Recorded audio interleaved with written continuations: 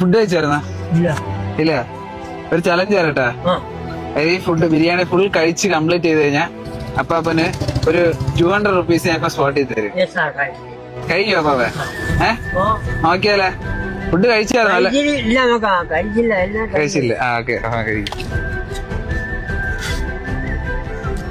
ഇത്ര നേരമായിട്ട് ഫുഡ് കഴിക്കാതെ എന്ത് പറ്റി?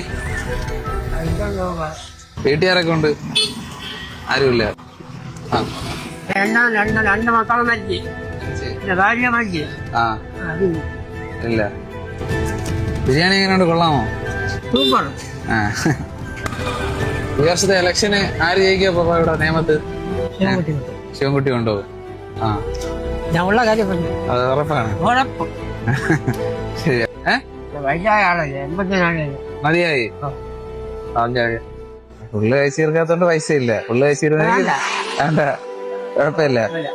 എന്തായാലും അപ്പാപ്പന് ഞങ്ങളുടെ വക ചെറിയൊരു സമ്മാനം. ആ ഫുഡ് ആഹാരം കളഞ്ഞില്ലല്ലേ? കളയില്ലല്ലോ. അത് രാത്രിയിലേക്ക് എടുക്കും. കഴിക്കണം, കളയില്ല. കളയില്ല.